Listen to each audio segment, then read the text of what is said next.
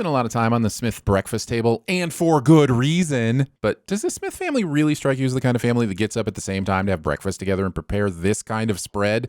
Which part of any of these non-Jerry people is the part that's like, ooh, can't miss the good old family breakfast tradition? My inherent love for sentimentality and routine will not be denied. Also, if you're making a breakfast that has pancakes, toast, and what looks like mashed potatoes with rice sprinkled on top of it, but I'm hoping is grits, then you do not need all these what I'm graciously going to call hash browns. I trust no one in this room because not a single one of them is drinking coffee. And this isn't caffeine moderation shaming. What's going on here is a statistical impossibility. To those who rushed out and grabbed the Yasica Insta handles, all I have to say is that your commitment to mimicry and parody of this character has been underwhelming. This sin is on your hands. Hi, I've placed an auto-response chip in my brain so I can spend time with my family. What kind of lousy auto-response chip responds by declaring it's an auto-response chip? A terrible auto-response chip, that's what. I need death crystals from Forbodulon Prime. Show will never explain what makes the death crystals from Forbodulon Prime better than any other death crystals. And if you're going to say they only exist on Forbodulon Prime, then we never find out why Rick, who cares about nothing, cared about name-dropping this planet. Dad, you hardly put any syrup on. Honey, stop raising your father's cholesterol so you can take a hot funeral selfie. But isn't Summer's logic a bit off here? She just said that the reason funeral selfies are hot is that grief reddens the cheeks, but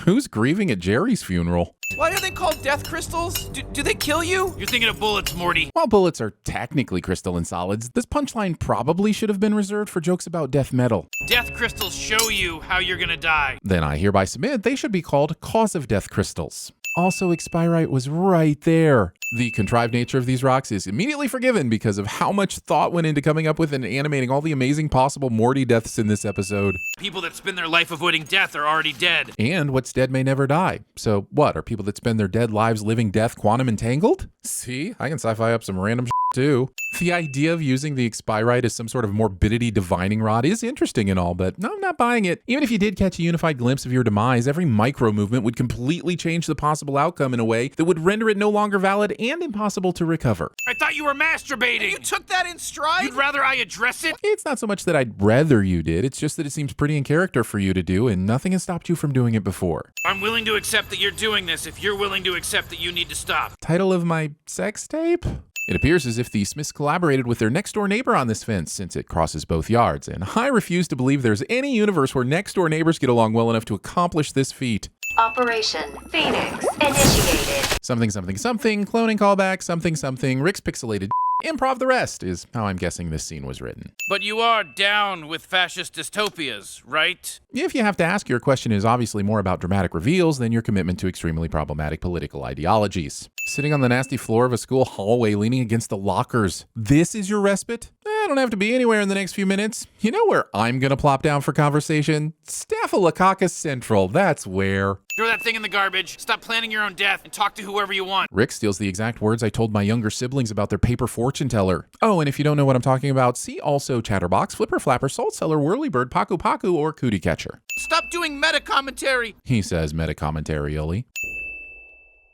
Being so worried about scientific accuracy that you make space completely silent when you know your audience would rather hear the Nazi Morty choking to death. Get out of here, Stop Morty. asking Two Ricks stupid are doing questions, business. Morty. Get the f*** Sound out of like here. a piece of shit. These Shrimple Ricks yelling at Morty because verbal abuse is fun. Does your house look like a tree, or? No, it looks like this. It's, like, identical to this, actually. Rick and Morty hang a lantern on a logical inconsistency, thinking that will somehow keep us from sinning it, as if they've never seen one of our videos before. Come on, just admit you watch TVSins already.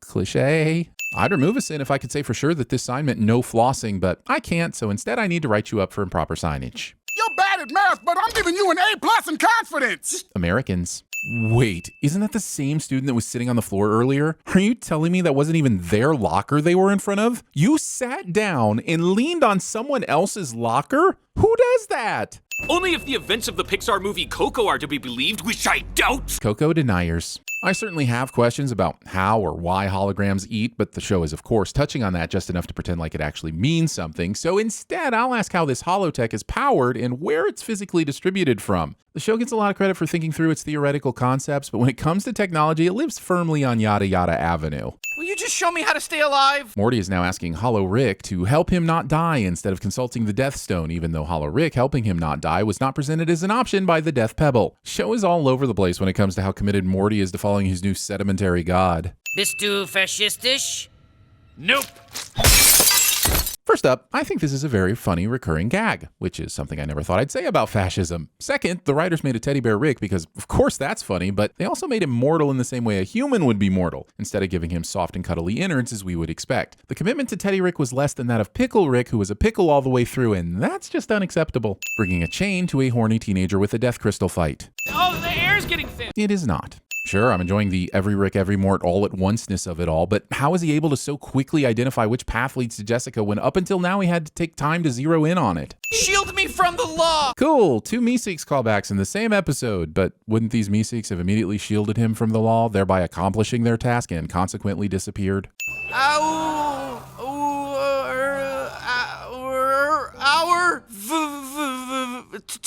Time? Really? Getting all the sounds correct on the first or second shot? There are 44 different phonetic sounds in English, Morty. 44! He loves you, little sparrow. He's innocent. Case dismissed. The U.S. justice system. I think we're just about ready to forgive him and move past this whole thing. He's a free young man, and as far as continuity goes, the reset button's been hit. What the f***? Did you just try to tell the audience that none of what Morty is doing in this episode matters as it relates to the broader storyline? Oh, it matters, and this is not the last time you will be hearing about it. Oh, it's nice to know it's also 2 p.m. in every other universe as well. I was beginning to think this clock was just broken. We eat our prey alive, and when we don't, we lay our eggs in their eyeballs so that our young can feast on their brains when they hatch. Nope. Not looking that up. Here's a sin for just making me think about it. So what are these wasp nests for if you furnished a human-type house? And why is there a collectible plate on display if you don't even use plates in the first place? Does no one on this show care about the important things? Where's my boglin? There you are. Don't worry, Pop-Pop's back. Goosing the boglin market directly after I sold my 1987 Schlurp for a measly $30. All that's left are these Kirkland brand Meeseeks boxes. Kirkland shaming. Ah, wasp! It's funny because he can't be stung, but it's also not funny because he's been spouting off all episode about being a hologram, so we know that he knows that we know that he knows that we know that he knows that we know that he knows that excuse me, that he's not able to be stung. And that's only because of all the fourth wall breaking. I can feel! I have mass! For reasons! Whoa, that was fast. Dare I say too fast, and only because the episode is ending soon? The runtime should never dictate the rate of pupation. There's a lesson here, and I'm not the one that's gonna figure it out. Is it that Rick and Morty will do just about anything to make sure they hit their gratuitous gore quota? Am I close? Okay, fine, I'll take the assignment seriously. The lesson is that as humanity becomes more and more reliant on technology to sustain us, we're also more at risk of those same technologies also killing us. And while it's more likely to be a dispassionate accident, we don't really know what we're doing, and one day maybe it will be malicious. There, not saying I won't do your job for you, but you aren't gonna like my consulting fee. I don't want to see any more anime stuff. The comment section when I tried to send My Hero Academia somehow makes it into the episode. You ruined the season 4 premiere! It was already ruined from the second you decided to take over 2 years after season 3 to bring us any new Rick and Morty, and you know it. We're out of syrup. There's clearly some syrup at the bottom of that bottle. Might take some elbow grease, but I have faith you'll get at least a stack of pancakes worth out of there. More importantly, though, the bottle's just sitting at the table without a cap on, and there's no cap we can see on the table. Where did that cap go? Is the syrup even good anymore now that it's been exposed to the elements? Is there air? You don't know. Maybe I'll use my intern. Gluty! Gluty arrives from off screen as if he appeared out of a f***ing portal, syrup in hand. But how did he know that Rick was even in need of syrup? I mean, maybe Rick staged this so he could introduce his intern, but how did he know the syrup wasn't going to run out before it got to him? And why does he even care about introducing the intern other than to set up an underwhelming B-plot? Also, the syrup bottle Gluty is using doesn't have a f***ing lid on it either. What does his family do with the lids? Are they monsters? Now, if you'll excuse me. Wait, he just dragged his poor intern in to syrup his pancakes and now he's just going to f*** off? Feels like Rick went to the every CEO ever school of treating interns. When Grandpa Rick pats his belly like that and leaves without Morty, it means he's going to go poop. I guess it's that time of day when we sin that Rick isn't using his portal gun. He doesn't have a problem using it later in the episode, and I don't know about you, but when I realize it's time to drop the kids off at the pool, the last thing I want between me and the community center is a car ride. Honey, why can't you get this excited about your SATs? Asking this instead of wondering why Summer knows so many specifics about her grandfather's Hershey squirts. Well, I'm man enough to simply say I'm going to poop. Defining your masculinity by a willingness to announce your readiness to sit the porcelain throne when you're barely competent enough to be defined as sentient. Assuming that Rick sinks the Bismarck once a day like a regular human, that is regular. right? Wouldn't this path be well trodden? I suppose this could be a magically regrowing field/meadow/macroscopic cilia farm, but I refuse to keep filling in the narrative gaps in this show until I get an official writing credit. Reverse digestion extrapolation. Here's a sin for the several minutes I spent trying to imagine/sketch the anus that would make the geometry of this pre-owned nutrient log possible.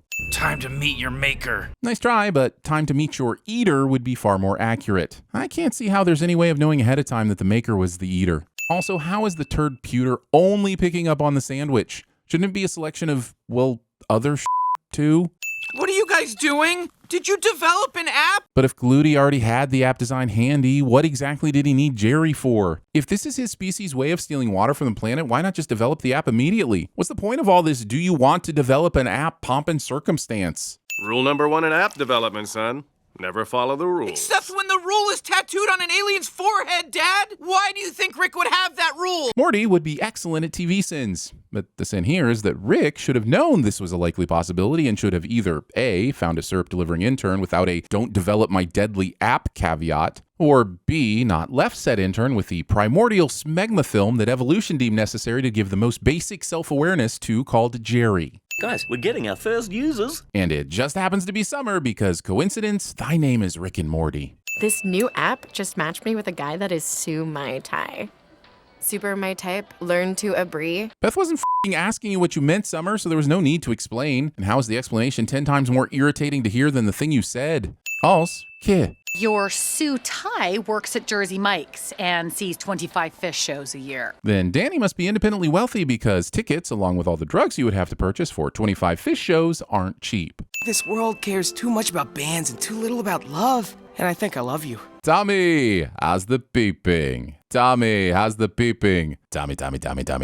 Just hitting the fact that any menu claiming to have the best frog food would advertise this basic-ass sandwich and not its flice cream, cheeseburger, or anchovy pizza. Dad, give the human whatever he wants. He knows where I live. He's crazy. You have 470,000 messages. We're just left to imagine how Rick was able to find and leave voicemails with 470,000 flies and just accept that it happened. Even if he managed to automate some of the voicemails, how is this his best option? If he's not afraid of murdering child flies, why is the far more convenient decision to torture this adult fly not top of the list? You f***ing idiot. I have 800,000 kids. Thinking the amount of children one has coincides with how many they're willing to let die. I mean, it totally does, but we're not supposed to announce that to the world. I'm not arguing that being hit by a car isn't an effective form of contraception, but it sure does feel like dealing with the splinter in a finger by removing the entire arm. Had you bothered to master love, you would have learned by now it is as abundant as water.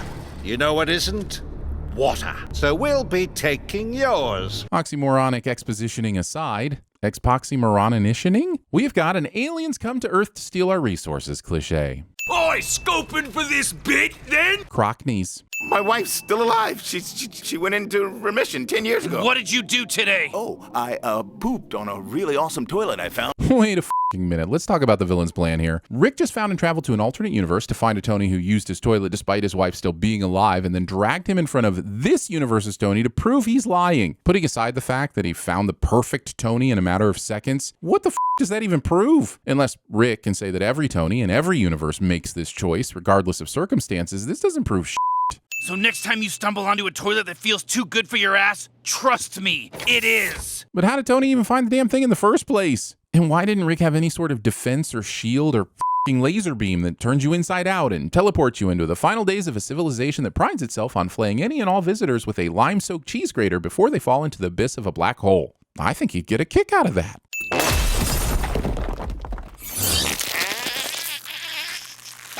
I suppose we can add allowing your anus to give the finger to an alien to the list of defecatophores? After you left, I thought about what you said and how much I needed to skip. You rang. I'm pooping too. This is not how you're supposed to poop. Either that or God knows something about pooping we don't. Regardless, I'm torn, grossed out, and very confused. Come poop with me. Poop with me, Tony. Aren't you gonna join us in the pooping? Tony, how's the pooping? Tony, how's the pooping? Tony. You can make a perfectly realized toilet-filled simulation of heaven, but you can't share a toilet. Tony would be the king of his own throne at TVSins. I get that this drawing is likely gibberish, chiefly because Jerry drew it, but at some point I have to wonder how even his lonely brain cell doesn't realize the futility of its actions. Like, why spend the time drawing a portal gun you don't possess, a grandpa that isn't here, or a baseball bat you don't have? Come on. Adventures of Jerry and Morty. Okay. Premature Jerry is a burden to the oxygen he breathes and didn't even deserve this pity vibration? Summer! F***ing thing! Yeah, but I'm assuming you chose this f***ing thing as your method of locomotion, so what the f*** were you expecting here? Where's your daughter? You're right. She joined ISIS. We've got ISIS jokes, y'all. That's what I thought, Gluty.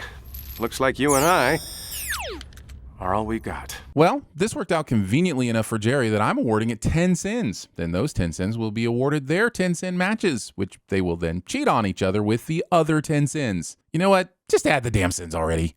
Motherfucker! That's my name. Don't wear it out. Is it though? I mean, it's not beyond the realm of what the show's capable of, but that feels more like a season 6 style of episode. Considering the presence of Sam Neill, Jeffrey Wright, and Taika Waititi, I'm genuinely shocked that this scene does not contain a Ted Danson. Also, look, I'm not one for promoting infidelity, but if Ted Danson wants you to cheat on your husband, then you cheat on your husband. That is Ted Danson, people. This episode is 37% defecation, and honestly, I'm pooped out. Enjoy using it all by yourself while you sit there and think about how nobody wants to be around you. However, only Rick and Morty could turn the act of decorating porcelain into a beautiful metaphor about how hoarding precious things is not as fulfilling as we believe, and that true joy is in the sharing of said things with the people you love. And for bringing that home by making Rick suffer through his own booby trap, I shall happily allow the sin counter to drop a deuce.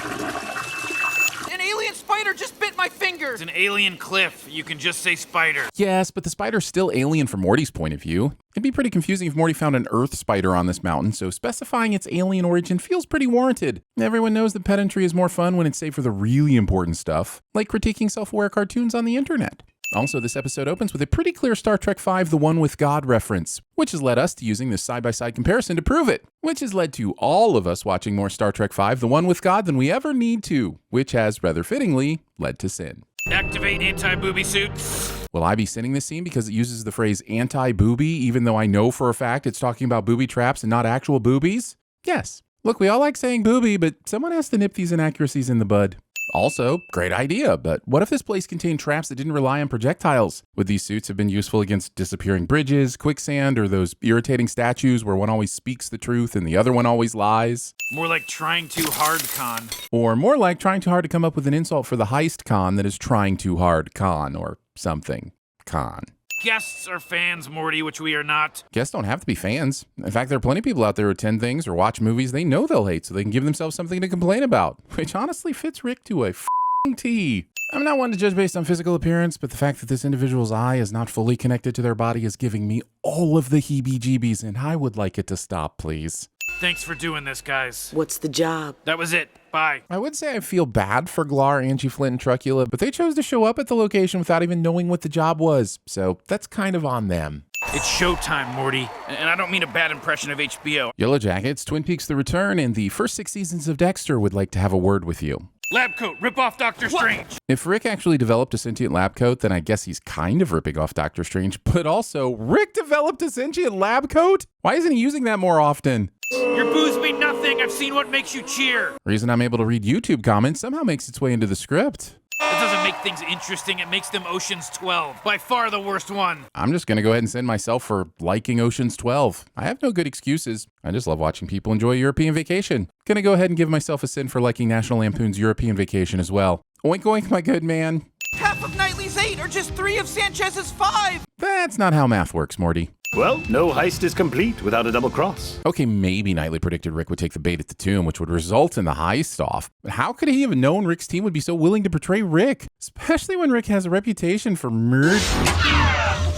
What the? Hi. What the sh**? What are you doing here? I'm you, but from several minutes in the future. Look, this episode gets mighty confusing if you don't know how it ends, so I'm here to set you straight when needed. Makes sense, but what's with the weirdly deep announcery voice? Don't worry, that'll make sense later. The important thing is that these 3 were specially selected by Rick because he knew they'd betray him, so I guess just do the thing where we sin the show for the time we wasted writing a sin that it later disproves. See ya. Okay, yeah, what he / I said. And I had the perfect job. Heisting The crystal skull. He got the skull already. Looks like Rick and Morty left their crew and went straight to see Knightley on stage. So how did Knightley have enough time to recruit Rick's heisters, set the heist in motion, and... Again? Already? Sorry, buddy. We're about to see there's a huge time gap between Rick and Morty leaving the crew and then them turning up at Knightley's show, and that's when all the heisting happens. We're better off saying that there's no way Knightley could have known Rick was going to dick around for a few hours before coming to see him, which is the only way Knightley had enough time to pull off the heist. Okay, thank you, but wouldn't it be better to just lay all this out now and save some time? Bye! Looks like you're available for a job.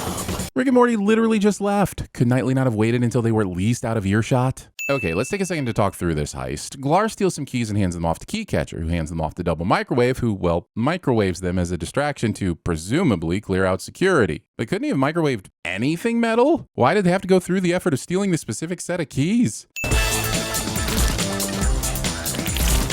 Did the shapeshifter just shapeshift in front of the damn camera? I don't care if the crew is in charge of the surveillance room now. That's still recorded footage of their actual identity. Why even risk it? Do that off screen. We're smart. We'll figure it out. Also, they turn into the security guard, give the thumbs up, and the next thing that happens is that Monitor Lord switches off the lasers, allowing Angie to steal the skull. Why the does the crew need a security guard at this point? I'm trying to figure out how Miles didn't know by the weight of the attaché that there wasn't a crystal skull in it. I'm not saying he should have known it was a recent deuce Rick dropped, but the stench alone should have given something away. God damn it, Morty, what did I tell you? You gave him a time limit that he needed to pay attention to, but this is also the kid that said, half of Knightley's 8 or just 3 of Sanchez's 5. So I'm pretty sure you should have been the one checking the clock, Rick. Write an algorithm based on 2 heist movies I slept through and use it to automate a joyless process you call art? Rick clearly has an issue with the heist genre being overly formulaic and predictable, but sometimes it's that very predictability that brings people the comfort and joy they need from their movie watching experience. We don't all have to like the same stuff, and we don't all have to agree, except for Army of the Dead. F that movie. Somehow, no one in this long line catches on to what's happening until all of them get hypnotized. Look, Morty, I did not know that was going to happen. That's not on me. That's not how homicide law works. Told you, Morty. He's still got it. Oh, come on. The entire universe is in danger, and yet Rick took the time to recruit all of these students to set up this attack just to prove that Professor Poopy Butthole has... Damn it, what now? Hey, I'm with you on this one, but they're gonna make the same point in the post-credit scene and steal our thunder, so I think we'd better send them for leaning on callbacks to characters no one likes. But I like Mr. Poopy Butthole. No, you don't! Are you ventriloquiver? In this episode alone, we've seen Rick block a hammer with a sudden robot arm, but a arrow hits the mark. How? I'm sure it's not the show sacrificing its integrity just to show us a unique superpower. Rick Sanchez, I presume. Damn it, guys. Elon Tusk, listen, we need your help. Rick, Morty, why me? Elon Musk. Oh, look, what could possibly be wrong here? The sin is quite clearly... Whoa there, steady on. No objections here at all. I just wanted to come back and send this one again. Oh, cool. Elon Musk cameos. At this point, Heistatron has become large enough to heist entire planets. But is it even heisting anymore? Everyone on this planet knows that they're being heisted. Are we supposed to believe that there's no way to scale up a heist to a planetary level that doesn't just involve making all the gadgets bigger? At this point, it isn't heisting. It's just breaking and entering with a sprinkling of genocide. Instead of 2 heist movies I slept through, Randotron's algorithm is derived from the plots of 3 David Lynch movies I pretended to like to make my friends shut up. For me, the crucial question here is which 3 David Lynch movies? I think it's only fair that we're told where on the spectrum between Dune and Blue Velvet this is going to be, so we know the best way to pretend we've seen either one. If our collective behavior is just random enough, we should be able to walk through Heistatron's lazily contrived bullshit like it's not even there. But even choosing to be random is a plan. If the end goal is to out-heist Heistotron, relying on randomness will either be so random that you never get to the desired outcome, or not be random enough to not be predicted by Heistotron. I don't like these little jabs you get in, Elon. Signed literally all of Twitter. Surprisingly, my issue here isn't the consumption of diapers, but the fact that this box specifies fresh suggests there is a not fresh diaper alternative on sale. The most unbelievable part of this episode is that Morty's room would be this clean. I've got something to tell you. Let me guess, when you invented me and Randotron, you swapped our brains? If he knew Heistatron was going to go rogue, why does he even need Randotron? Why couldn't he have just programmed a failsafe into Heisto...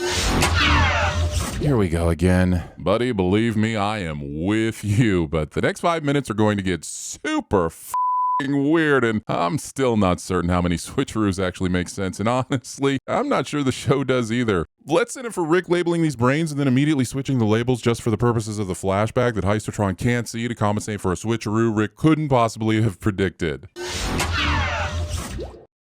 What? Well, if the brain inside of you is actually Heistatron's, it matters because it explodes when it hits 6 levels of contrivance. I mean, could he not have made it 4 and saved us all some time and migraines? Well done, Rick. Randotron? I'm afraid not. But if Rick built both machines, how the f did it manage to switch out its own motherboard? And why did it need to bother with this earlier switcheroo? Also, if this is Heistatron, that means this was Randotron, which means it shouldn't have blown up after that 6th contrivance. Because I programmed you to believe that. I programmed you to believe that. I programmed you to believe that. Robot kids. What's happening, Professor Poopy Butthole? He's learning. I think it's fair to say that nothing within this rambling incoherence could be considered learning. In fact, I would argue that we're all dumber for having experienced it. Ricky Mortison should be awarded no points, and may God have mercy on our souls. It appears the only perfect heist is one that was never written.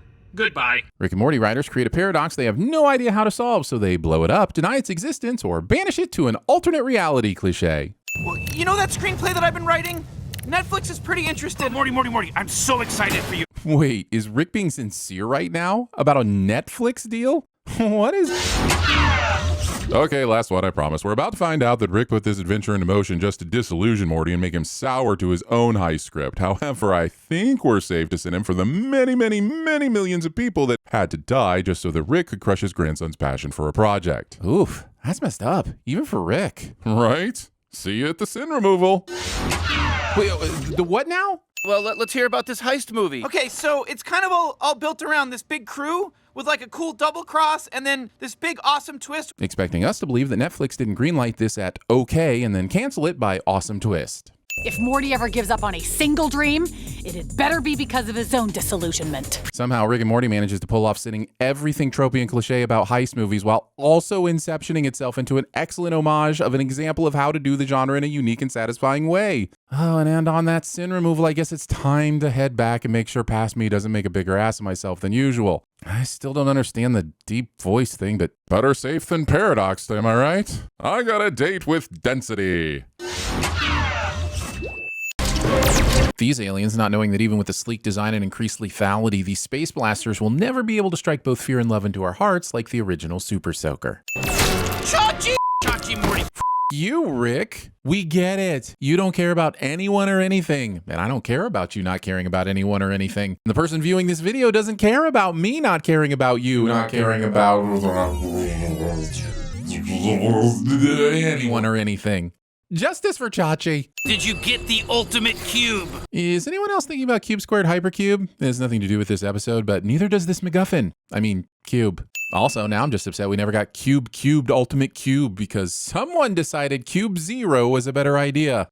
Cubes. I mean, prequels. I want my dragon! I want my dragon! I want my dragon! Kids. The convenient trajectory of this out-of-control fall to planet Earth where they land close enough to be discovered and taken to a hospital that somehow knows to contact their family without anyone questioning the whole space travel part. Or Rick and Morty survive this. You choose. Your ship crashed in Malta. Beth points out that Rick's ship entered Earth's orbit and crashed onto an archipelago in the central Mediterranean Sea between Sicily and the North African coast, known for historic sites related to a succession of rulers, including the Romans, Moors, French, British, and the Knights of St. John. Like, that's the weirdest thing about this situation. I'm okay. Says the man whose body is in a cast, but more concerningly, whose fingers are outstretched and unbending at the joints. Rick just regained consciousness and his hanging bag of water isn't connected to anything. If I've learned one thing from medical dramas, it's that unconscious people always have a straw going from the hanging bag of water to their arm. I'm not co-bleeding. My sister trying to argue her way out of menstrual synchrony at summer camp somehow makes its way into this episode. Also, no one in the neighborhood ever sees any of these things. Ever.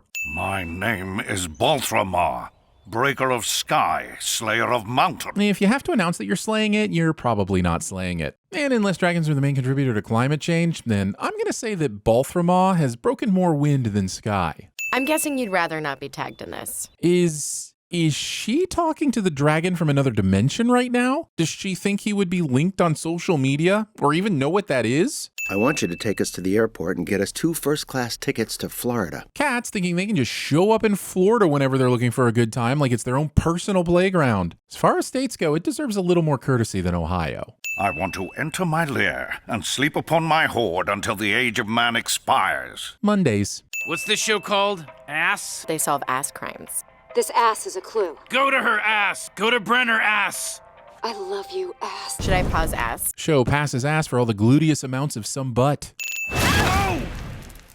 And that's the end of the Morty Gets a Dragon episode. It is not. I hoard that which your kind covets. But not everyone covets this specific drink, so the dragon could essentially collect any random thing simply because some people like it. Also, why would the Ecto Cooler drink be considered something to covet when it was in production for so long? It's not like it was rare. It was produced for years. Small soldier spin pops. Rick loves pop culture things from the past to make him more relatable cliche. Hey, why do you have Future's self-titled album on vinyl? Rick loves pop culture things from the present to make him more relatable cliche. He signed it in Molly and Percocet? A mixture I can only imagine is something akin to oil pastels. We all know that would never really dry. These beach umbrellas that are not anchored and would absolutely be blown around the beach, flip up with the wind, and knock an unfortunate passerby unconscious. Not that I have any experience minding my own business on a sandy stroll only to be woken up minutes later by a half-naked sunburned man chuckling about probabilities. Why and who? It was him. Right, but she also asked why someone in the sand. So is everyone going to just ignore that? What if his reason was so profound that everyone decided to join in and bury their on the beach? What does it mean It means you're lame. Morty just summoned a Taylor Swift concert, likely a live one, and Summer thinks that's lame? That's a free concert. Forcing a caged animal to free its mind with drugs. And yes, I'm assuming the drugs are mind expanding in some way, but even if they aren't, why with a creature that is with enough as it is? Bonding. Why does it feel better now? Oh, I hope it's not because you're watching, but don't go anywhere. Is a thing that Rick says to his grandkids in this episode. Your dragon soul bonded with my grandpa! Oh my. I am so sorry. That is a total violation. Yeah, no How would Morty know that the dragon shouldn't soul bond with more than one person at a time? Why wouldn't the wizard know that a dragon can soul bond without warning? See, people, this is what happens when no one reads the fine print of the blood bonding contracts that we agree to without a thought. Grandpa, do something, or I will tweet and you will be canceled. Show treats this as a credible threat without giving us the slightest idea of how you cancel a Rick. And even if it were possible to cancel your Rickscription, we all know he would just off to some new dimension where he hasn't been canceled yet. It takes like 78 years to hang a dragon. What an odd thing for Morty to know. I assume he knows the length of time it would take to hang a dragon because of the book he's reading. So I could also say, what an odd fact to have inside the tome of dragon spells and lore. Summer, make it look like it's coming out of your butthole. Is a thing that Rick just said to his granddaughter in this episode. Yeah. Despite this agreement, it does not look like the arrow came out of her butthole. And any attempt to achieve this seems to have been primarily done by the camera operator and not Summer. Power of 12 feet.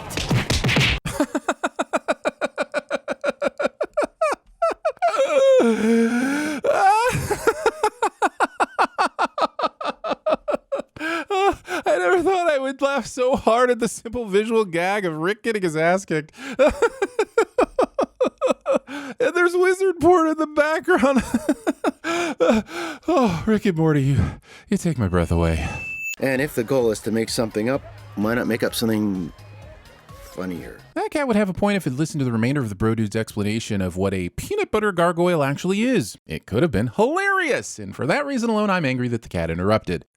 Guess I'll never fully understand this totally made-up hilarious sex position and its correlation to statues and mashed peanuts. Stupid cat. Oh, why can't couples that start out cheating ever end up happy? Did Rick know he was cheating? Their night of fun seemed to explode into accidental bonding and not intentional cheating. And sure, Rick would have cheated anyway, and we all know it, but this didn't seem to be that sort of situation. They were both surprised by it. How about finding the spell that unbinds me from your f***ing dragon? No spells can do that. Only the wizard can unbind soul bombs. Yes, and the primary tools of wizards are spells. But instead of arguing that, I'll just say that 2 minutes later, they all agree that killing the wizard can break the bond, so either way, this statement is untrue. Yeah, we like it down here because we can woolly mammoths. Get out! Before watching this episode, I never really thought about woolly mammoth erotica, but knew it wasn't a thing. And now, thanks to the writers and the internet, I have confirmation that it is in fact a thing. So this sin is for humanity's boundless creativity and the fact that we found ways to use it that can simultaneously inspire wonder and evoke fear. It's high time I emerge from my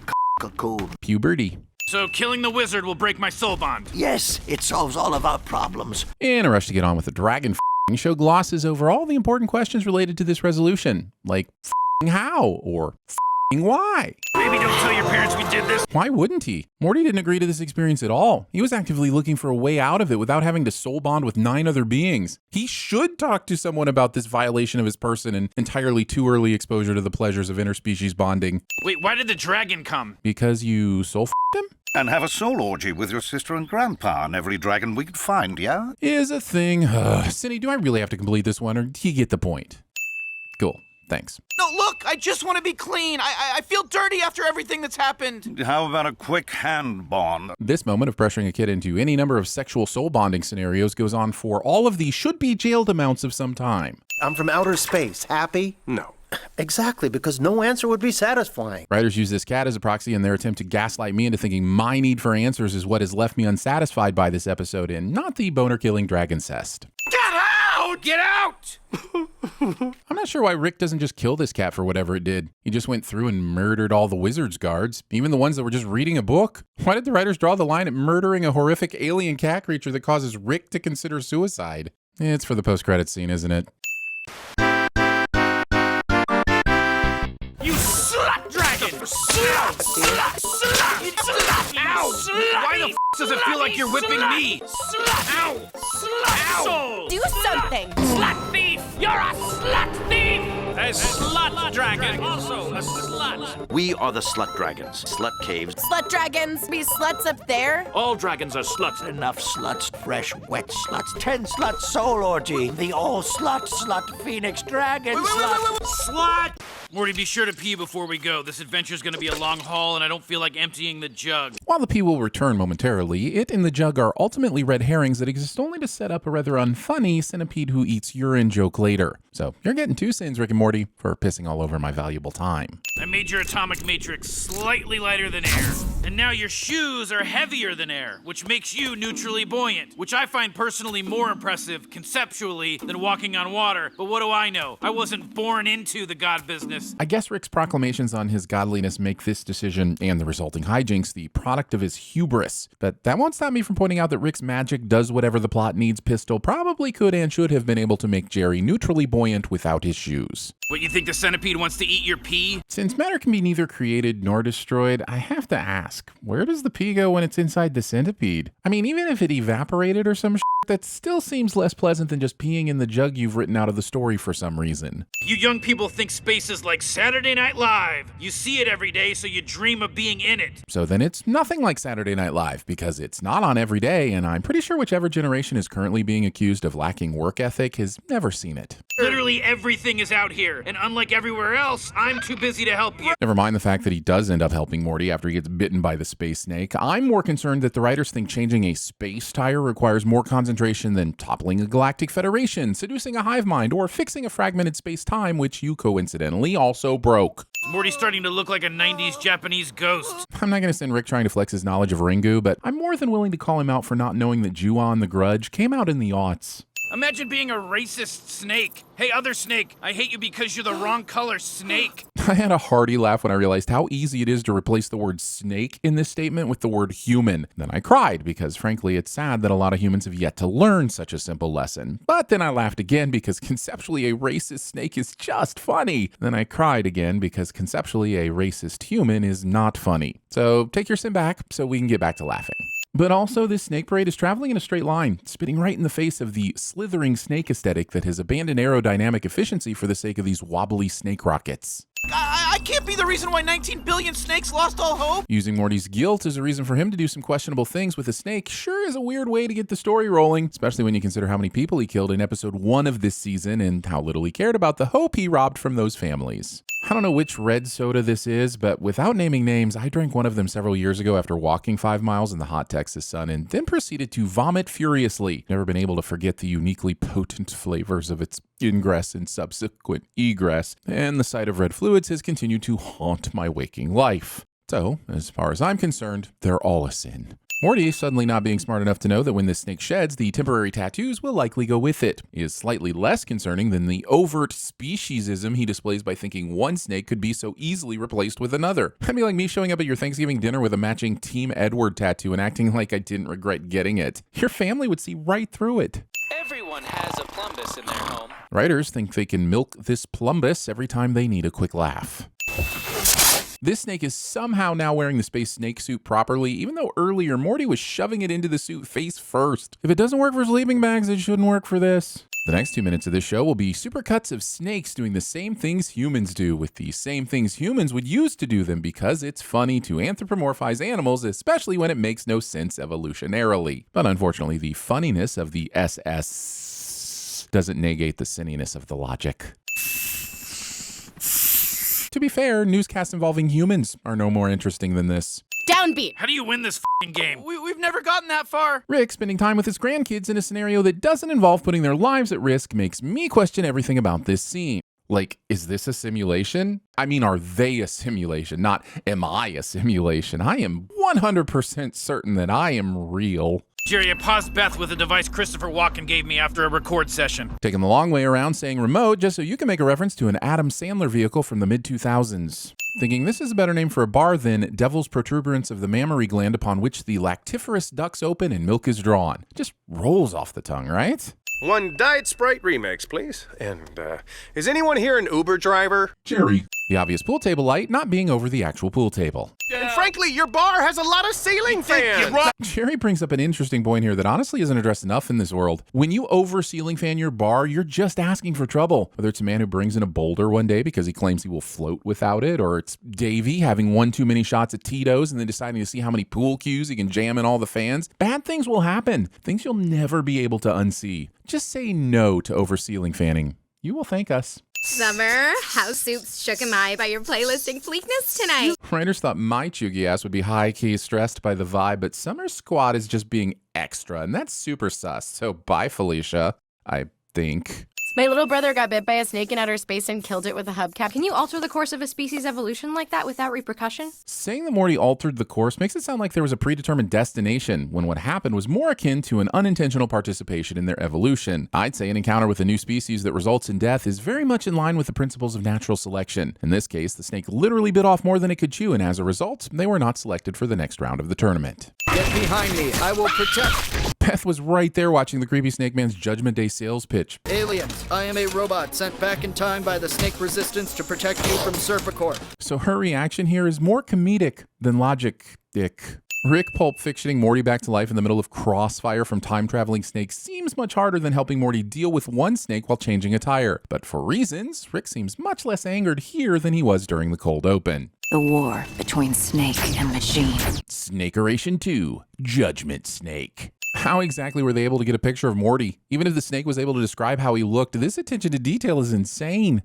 I know we've gone over this so many times, but you can't just write the present and expect us to know what that means. Does that mean 2019 present? Because that's not the f***ing present for me. Get behind me. Your brood will seed all life on this planet. That doesn't make sense. I don't care if it doesn't make any sense. The deceitful way that Morty brought this Earth snake to Snake Earth makes this seeding of a planet more problematic than the weird sacrifice at the beginning of Prometheus. I can't get reception at my dentist, but Jerry can make a phone call thousands of feet in the air. Jerry almost never hits his target outside of the bedroom, so this working is just as much bullshit as Jerry not being immediately killed by the impact. Also, the depth of this pocket and this phone not falling out of it. I don't suppose you guys will take a bribe? Attempting to bribe a snake officer of the law.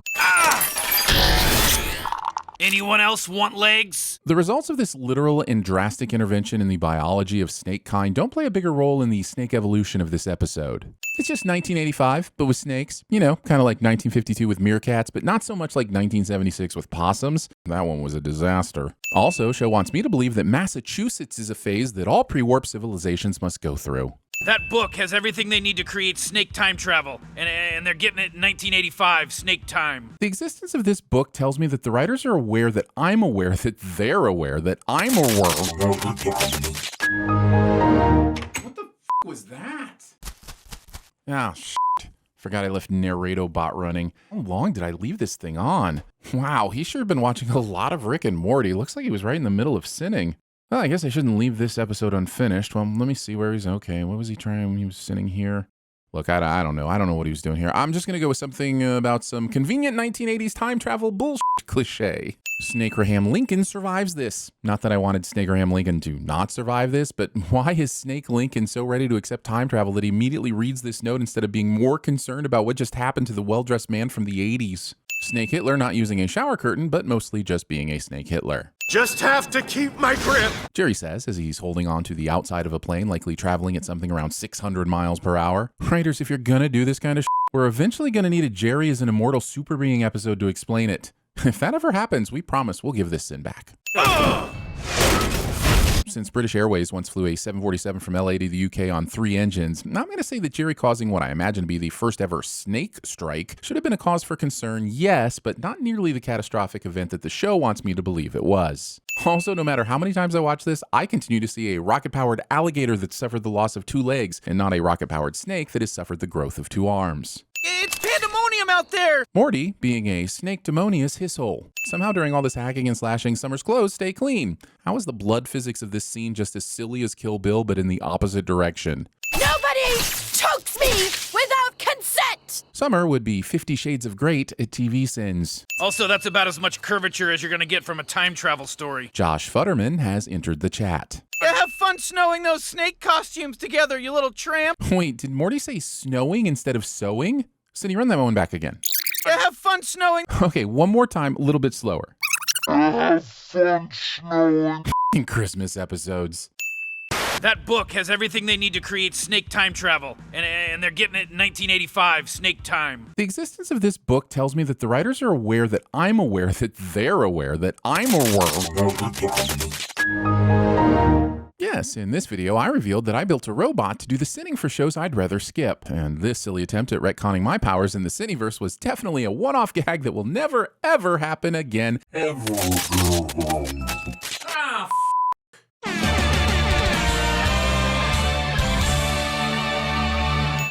I know the only reason to travel by train is to travel with weapons. False. Other reasons include, but are not limited to, meeting Donald Gleason and or Merritt Weaver for an affair, playing cribbage with a random stranger, or finding out what baby tastes like. Also, I know this particular train car is so hard-edged that they drink alcohol from taps that look like snakes, but why is there a knuck dispenser at every table? No one who enters this car would come unprepared to the point that this bar freely hands out brass knuckles at each individual table, would they? And yes, this is the Rick and Morty where the creators decided nothing matters, so it's our job to say that everything does. Take that, logic. Who are you? Dirty Sanchez.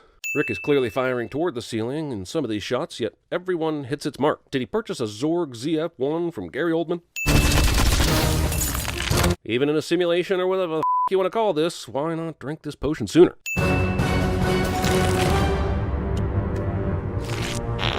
You know, growing a second ass just so you can fart out of 2 buttholes is a true waste of real estate. I don't accept your weird leap in logic that has everyone on a train going to kill one guy. I'm wondering who made the decision to animate Jeremy from TVSins in this way.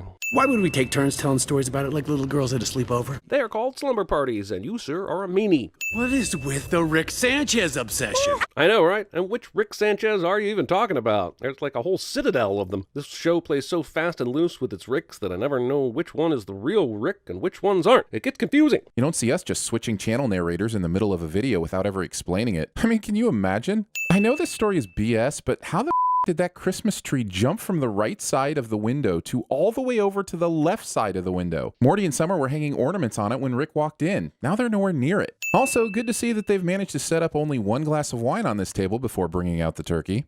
None of my business, but he didn't even save Christmas in that story. This whole episode would be excellent at TVSins. Oh, you don't have to pretend you didn't date him. We all did. Now, a lot of you will be focused on Yoda in this shot, but I'm more focused on the fact that Rick dated Quinn Morgendorffer, Total Recall Sofia Vergara, and Conan O'Brien. Also, if you're an octopus, how do you pick which leg the garter goes on? Is it like a wedding ring situation? It's not a real train, it's a story device. Okay, guys, if you're gonna do all our work for us, what are we supposed to even do? Show random pictures of adorable cat costumes? If we wanted one-offs, we'd do interdimensional cable. This episode is interdimensional cable, only this time Rick and Morty is the show that they keep flipping to. It's like Rick and Morty and Inception just had a threesome baby with devs. It's Rick and Morty entering their own portal like Malkovich did in Being John Malkovich. That sounds like it should be a sin removal, so it won't be. Since nothing makes sense in this episode, I'm going to remove a sin for the oversized Tickets Please arcade game with a huge monitor that requires a seat, a VR helmet, and a giant console to play. Everyone give me tickets! Ruining your grandkid's birthday. This could come in handy. So in this literally metaphorical, literal metaphor anthology story train, air is continuity? Does that even mean anything? Does anything mean anything? Sorry to nitpick, sir. Sorry to nitpick.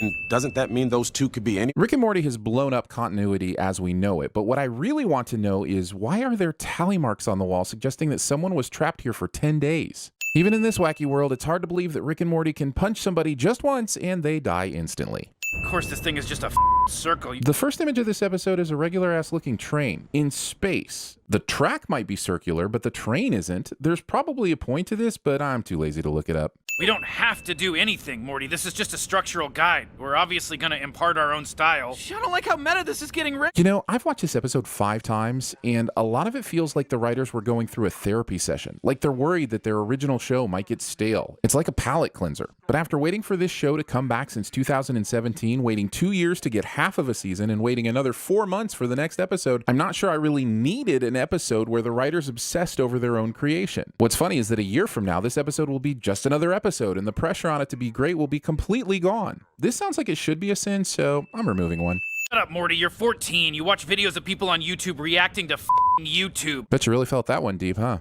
I'll be the judge of when we get too meta. Look, I don't have a problem with the meta. I have a problem with when the meta becomes a lazy excuse just to do whatever you want and pretend it's clever. Like when YouTube channels get an easy laugh by accusing the show they're dissecting of doing the very thing that people accuse them of doing. Oh, wink, oh, wink. What's happening? Going into an act break. You know, it's kind of like they're trying to steal our job and break our will so hard that it never returns. Like when parents find their kids with cigarettes and force them to smoke the whole pack. Well, bad news, Dad. Our lungs were made for this. I'm a bird and a person and more. Sure, that was a great moment. Why is it that in this train car, the people get a stage to tell their Rick and Morty stories? Also, taping photos on curtains.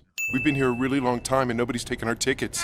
How does a guy suspended in disbelief in space gather up enough momentum to suddenly appear for a joke? I just answered my own question, didn't I? Rick and Morty just made the most TVSins proof episode ever with this thing, didn't they? Or should I say the most TVSins debunked episode ever? For cutesy name news. Cutesy name news? Meet insert joke here, sin.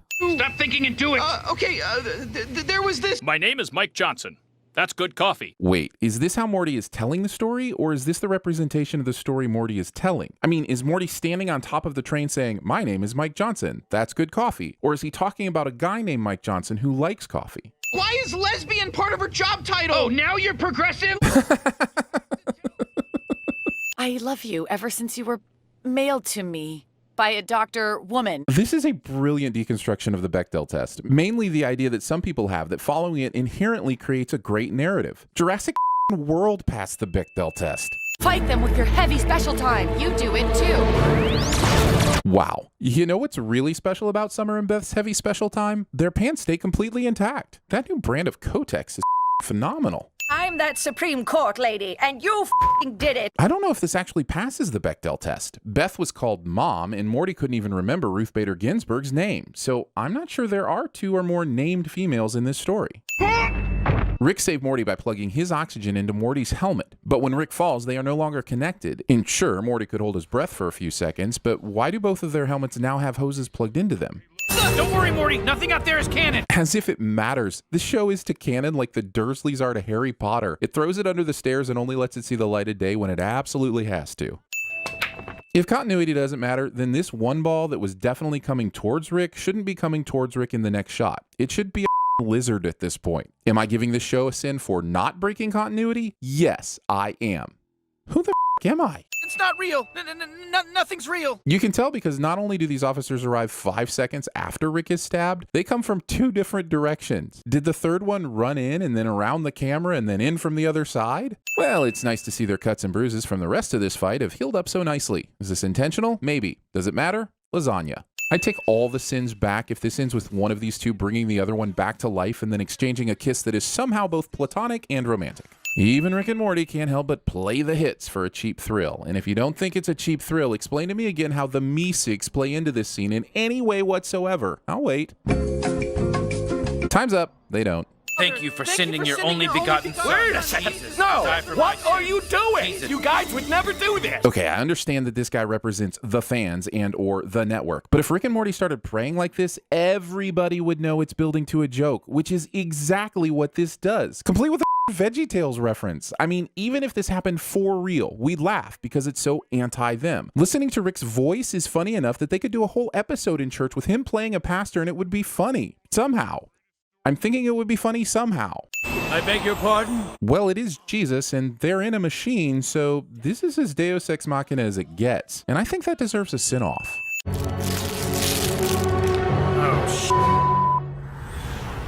So, what do you think? Haha! You thought this was a big play on the setting of Snowpiercer, but it turns out it was a big play on a scene from the 1991 Addams Family. Haha! You thought this was a big play on the setting of Snowpiercer, which turned out to be a big play on a scene from the 1991 Addams Family, but it was actually a big play on a scene from Ant-Man. Nobody's out there shopping with this virus. Holy way to get that in there at the last minute. We know how long it takes to get one of these episodes done, and to do some timely last-second thing like this, that's awesome.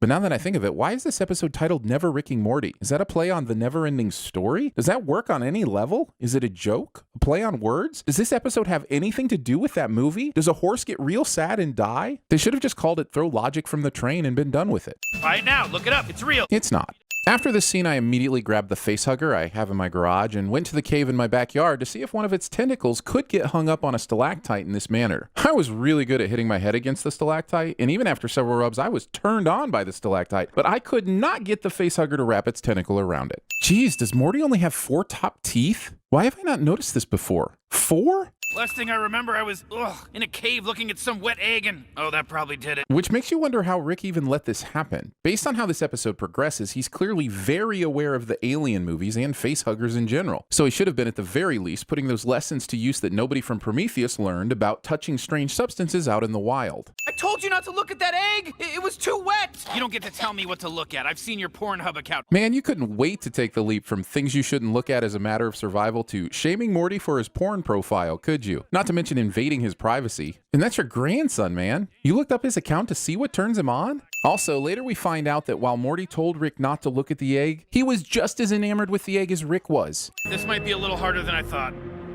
Holy they've got an M&M store. Oh, have I been watching one of those Rick and Morty integrated ads this whole time? I thought this was the episode. And this after I wrote so many sins on that Pringles ad last week. I'm not putting that back on my face! Relax, it's dead. That's not exactly an incentive. You feel an egg in your stomach? No. Well, glass half full. If Rick is basing all his information on Alien, then he should know that Kane didn't feel the egg in his stomach until it was way too late. So, sounds like your glass might be half full of glub glub. Jesus Christ, who the was I? I guess Rick immediately subscribed to his Parasite's channel as soon as he saw it, or he took this phone from one of the guards who clearly didn't like Rick and therefore wouldn't be a subscriber to his channel. Did I at least sell out and sell vitamins or something? No, Wendy's, but close enough. I did this? You and the amazing technology you both brought us. I get that the summer reveal is a surprise for us later on in the episode, but there is no reason the face-hugging parasites wouldn't be mentioning her here since she is the one most responsible for the changes in their society. Is there more? Nope.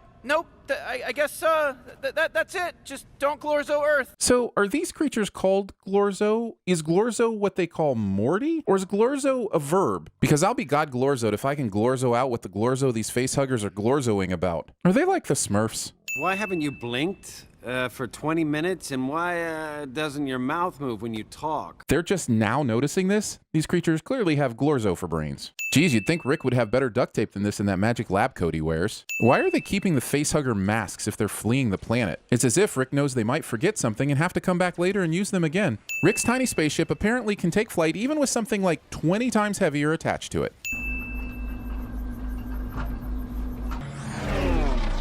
Honestly, I'm proud of us for not. Totally. It would have been cheap. Congratulating yourself on not making a 9/11 joke, which actually by definition is still itself a 9/11 joke. Also, I'm wondering why during this entire rampage, Rick hasn't been wearing his seatbelt except this one time here just before they see the not World Trade Center. And then when it comes back, he's not wearing it, even though it's the same background, same framing, same everything. Did they animate multiple takes pretending that the actor who plays Rick had to go to the bathroom at some point and he forgot to put his seatbelt back on?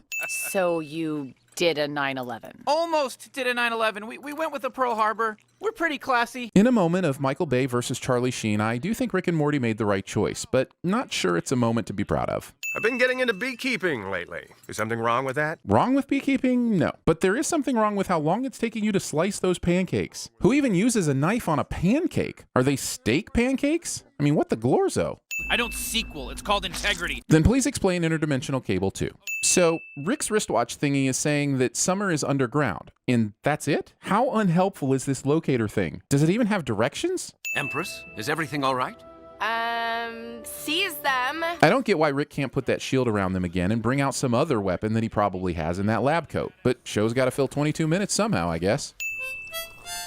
Whoa, buddy. I'm just gonna call this Deus Ex Harmachina, because why the does either of them have a harmonica? And it just so happens to be the facehugger's weakness? What took you so long? Why the did you tell your minions to seize them? You've been on enough Rick and Morty adventures to know that Rick would have gotten you out of here without having to come up with some wacky plan to escape. You're in a cape, Summer. How bad could it be? No bad story ends with a cape. Justice League does. Or was I simply getting too close to Garcool? Was Garcool consuming me? Rick, can we listen to something else? What? First off, people who listen to anything surrounded by other people who don't want to listen to it without headphones. I'm talking to you, dude at the airport on speakerphone and woman watching YouTube with the volume turned to 85 decibels. You know who you are. Second off, why doesn't Morty have his own device with headphones? I'm just saying they're currently in a spaceship. I'm assuming the technology exists. It's a toothpick. I'm a toothpicker now. Get used to it. God, are you that desperate for a thing? This show is experiencing a self-awareness crisis from the previous episode that has spilled over into this episode. Everything is being introduced as a thing and someone has to comment on it. Why couldn't the episode do something where she simply needed the toothpick? Because this toothpick is crucial to the plot. It's the only reason why facehuggers can't grab her later. It is my thing, just like yours is dying alone. How can dying alone be a thing? A thing is something you do often. Dying alone is something you do once, maybe twice if you're a Gemini. How long have you been hatched? 30 seconds? I've been alive 7 minutes. I've been here for 29 minutes. I'm getting heavy Me6 vibes from these things. So all you do is live half an hour, eggs, and die? Yes, we love it. Stephen King presents Rick and Morty's Dreamcatcher. Okay, you guys don't have to listen to me, but I vote you don't do that. And who's up for changing things around here? So wait, all these other facehuggers that have been around long enough to know what their purpose in life is just accept Summer's suggestion with no questions asked? And they're able to get everyone in town on board with that plan? How the do these things suck the egg back into their bodies? Also, why do they do it? They obviously don't know who Summer is, so they don't know why they should follow her. Also, Summer seems to be without her toothpick all of a sudden, which I think is unwise considering that's the reason she was considered a god in the first place. Okay, there's at least a couple details in this episode that I love. The pencils and gums stuck in the ceiling and the facehugger paper dolls in the classroom. Honestly, Summer, I can't thank you enough. It's really weird that this society deifies Summer, but they don't put images of her everywhere and give all the glory to Steve/Morty.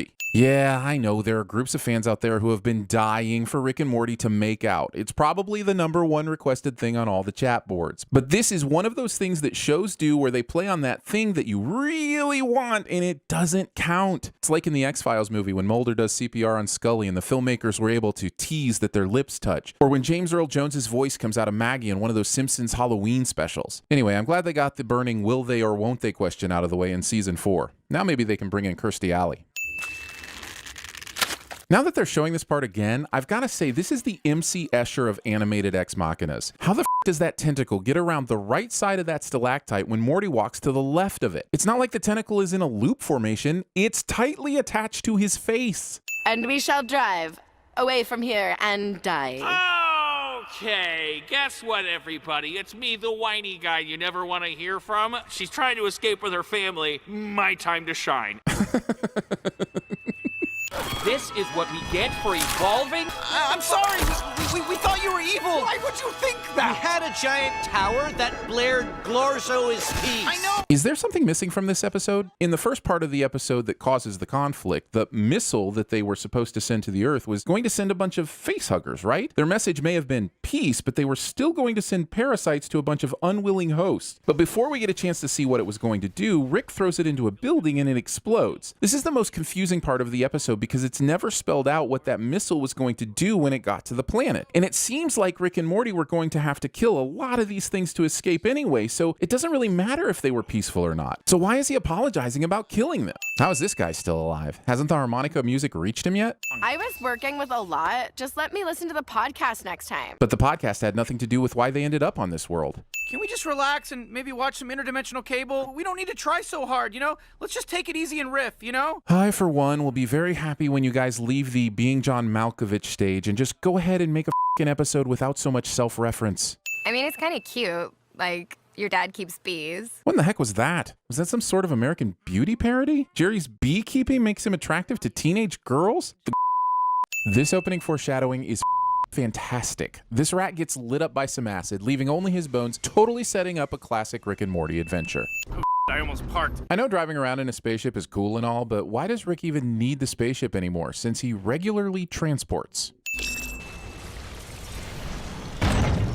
Uh-huh. Well, I thought it was cool. It was also a great way to waste some time, so you could fill all 22 minutes of your episode. What is this face you're making? I mean, it's pretty much the same face Morty makes 100% of the time you tell him something. It's a combination of exhaustion and disdain. Usually you ignore it, but this episode wants to set up a relationship tiff, so now all of a sudden you're Mr. Sensitive. Shout out to the props guy on set who loads the exact amount of bottles and trash for Rick and Morty to kick out every time they exit Herbie the Space Bug. If this vehicle is such a mess, why is the only trash by the door?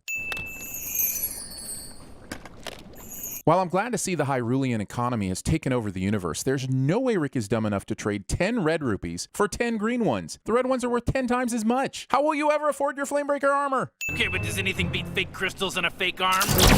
Maybe fake crystals, a fake arm, and the wisdom to go ahead and keep shooting until they're all dead? Also, why are Peter Gorey and Guilford Grimley even holding guns if they aren't going to shoot back? These tubes have no regulator to let the carbon monoxide be exhaled, and I don't see any bubbles coming from their noses. I'm no expert, but this is clearly a suffocation machine.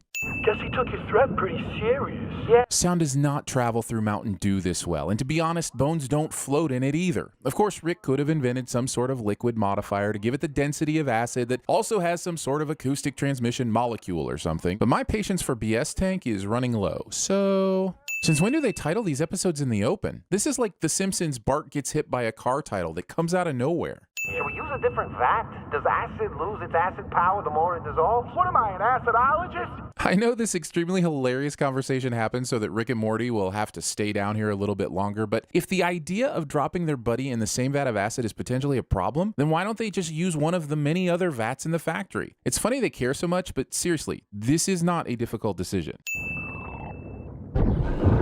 Look, I've watched the John Wick movies, and those movies clearly prove that you can't fire laser dissolvers through faux acid water without at least first priming the xenon. Also, there is no way that ladle was long enough to cover this distance. Dewey, you said not the rat, the guy. Oh, Maron, look at the size of the bones on that rat. Sometimes things are so funny, they actually need multiple sins removed. Also, I love this gangster character so much, I want to remove a sin. But then Rick and Morty end up murdering these guys. I really hope that when he said, "Even if you kill me, you're a dead man," that means he'll respawn in another episode. But until then, he's dead forever, and that is a shame. See? Now that wasn't that hard, was it? Maybe just do that the first time, okay? Also, someone just give these guys their own show. I would watch a whole 3 seasons of these gangsters, followed by a contract dispute that leads to a split-up 4th season just to watch more of them. I'm resenting the fact that you killed them, but these guys are the best. Oh, was it worse than when I was a pickle? Oh, that's right. You weren't there for that. Turns out kind of cool. Maybe there's a connection there. Excuse me? What's that cool thing you did without me again? The awesome thing? I guess you wanted a dragon? I haven't seen this much fan service callback humor since Jeremy's college girlfriend narrated the Prometheus School of Not Lap Dancing 40 Seconds of Logos. I guess the rest of the family went on vacation? Does Rick regularly park his spaceship in the garage? There are times when this garage has cars in it, and other times there's nothing but Rick in his lab, so I'm wondering where he keeps the spaceship in those moments. There's no such thing as a bad idea, Morty. It's about execution. While this episode is mostly free from the last 2 episodes' psychological self-evaluation, there are still a couple of moments in this episode that have that hang-up. Get over it already. Save your place like in a video game, but in real life so that you can try stuff and then go back to your save point. Yes, Morty, I saw it on Futurama. And now the show is having its South Park moment where it's worried that it will do something that another show did, which became the basis for The Simpsons Already Did It. You even dragged another Matt Groening show into it. I may have never noticed this before, but does Rick keep a fire extinguisher way up high on a shelf nearly out of reach? All All right, class. Remember when Morty went to school and had normal interactions with daily life? Is it a bad sign when you're having nostalgia for the first season of a show that's only in season 4? Asking for every show ever. Also, I don't doubt that this guy's class is probably the worst math class you could ever witness, but I don't understand why there is a 2 + 2 equation on the board unsolved. Nobody in this class is having trouble with 2 + freaking 2, are they? The show attempts to establish here that as soon as Morty dies, he resets to his last save point. But that's not what we saw when Rick killed him earlier. And you may say that's because Rick was the one who pushed the button. And I'll say, well, doesn't that mean that it should only reset if Rick died? And you might say it's still attached to Morty's DNA somehow, and the same person who sets it has to reset it. And then I'll say, but later Jerry resets a save point that Morty started. And you'll say it's just a cartoon, why do I care so much? And I'll say, you're the one who started it, man. And you'll say, you're not Jeremy, I don't have to listen to you. Sorry, I may be working some things out here. My point is the death reset thing is convenient and unexplained. Can we carry on? Trumping. These examples of mundane ways to Groundhog Day are hilarious, but if he's resetting when he misses, why are there scattered cheesy balls on the table? This turn into this long relationship segment is exactly why I will never give up on Rick and Morty. It's carefully constructed, nuanced, and confident, even though it remains irreverent and crass. Sure, you basically know where it's going, but it still executes it beautifully. Take your sin removal, you rascals. You earned it. Having said that, it seems like Morty is so Jessica obsessed that I don't understand why he even takes an interest in this girl. He even knows he has Jessica on the hook after he acted all aloof around her a minute ago. Yes, show, we know how they met. We were watching, remember? This is the show briefly going into Self Park. There is no way anybody knows where the tail section of this plane is after that crash, much less created a detailed map of the entire terrain. If they did, they'd have already checked the tail of the plane. I guess the news didn't give a shit about the other survivors? Or the other survivors died before the helicopter could save them? Look, I know Jerry is dumb, but I doubt he's I can't recognize the difference between this and the TV remote dumb. Also, why is Morty's bag on the side of the couch open with the remote control sitting neatly on top for this type of thing to even happen? So from the time just before he met his new boo, Morty never once set a new save point, like not even accidentally. Dude went from resetting cheese ball tosses to never resetting anything cold turkey? Nope. Also, I bet you're kicking yourself for already burning that Live Die Rick Pete episode title, huh? I don't respect time travel. If Ant-Man and the Wasp can do it, I'm not interested. Funny, because just like Ant-Man in Endgame, you depended on a completely random and convenient button push to move your plot along. You just substituted falling on your butt for a random rat, and now you're the very thing you despise. Also, didn't you shrink yourself in one episode? Also, Rick has crazy pop culture knowledge for a guy who's always going on adventures, drinking, and building inventions. It wasn't so much a do-over as it was isolating a moment in time, splitting your probable selves, and shunting you into a near-duplicate, equally probable reality. This goes by fast, so let's sort this out. What Rick seems to be saying is that at the exact moment Morty presses the save button, the remote looks for parallel dimensions happening in concurrent real time that have the previous save point moment just now happening. The problem is Morty was in a relationship for several months, which means that when Jerry reset to that save point, Morty traveled to a universe where all the same things that happened many months ago in his universe just started happening in the new universe. I thought it was impossible to think of something more confusing, convenient, and messy than time travel, but congratulations. And even so, this means as many times as Morty pushed the button, and for all the seconds, hours, days, months that passed in those moments, have all actually passed in his original dimension. Without time travel, which we know Rick hates, he's been missing from his home family for quite some time. Will the show ever deal with this? No. Does it matter? Garlic bread. That there was already a you in each probable dimension, so we had to solve for that. By melting the previous Morty? Doesn't that leave a dimension without a Morty? Shouldn't they swap dimensions? How does killing one of them even solve anything? Also, it's not like leaving a burning pile of Morty goo in a dimension really changes anything. It's just a dead Morty instead of a live one, right? That's right, you little bitch. It's the prestige. You prestige yourself. The prestige being used as a verb. Oh, this is a great episode. The original split is still time-stamped. I can make it so those Mortys never existed at all. Wait, what? Without time travel? I can't tell if the show knows it's talking out of its butt or if it actually thinks this makes sense, and that's not a good sign. You live with the consequences. Those things happened somewhere, but you can merge the probable realities so that only one Morty did them. How can you merge all these realities when a Morty died in half of them? Not to mention all the ones where doing one thing would have meant he couldn't have done another thing. Wait, so you're not even my Rick? If this is a parallel universe Rick, that means there are several other parallel universe Mortys who all challenged their Ricks to build the same remote, right? There isn't just one Morty who asked for this and all the other parallel Mortys just went to their room instead of challenging Rick to make this thing. Let's face it, there are so many versions of Morty doing this that it would be an impossible mess to clean up. And when did this Rick figure out that this wasn't his Morty? So did the girl who became Morty's girlfriend merge with all the other versions of her who pepper sprayed him? I bet she's super confused about all this right now. All right, come on, Morty, let's go home. Wait, what? This isn't our reality? Of course not, because dimension portals are this show's get out of plot jail free card.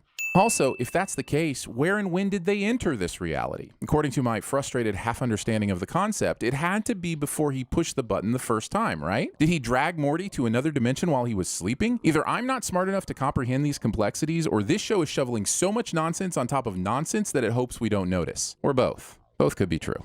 So Johnny Carson is still alive and doing his show at 95? Ed McMahon is 97? Man, Johnny Carson really hated Jay Leno in this universe, didn't he? Our next guest gave us, well, actually very little information, besides the fact that he is impervious to acid. So we put him on the show without even rehearsing it, because that's how talk shows in this parallel universe in 2020 work. And that means no sci-fi bull.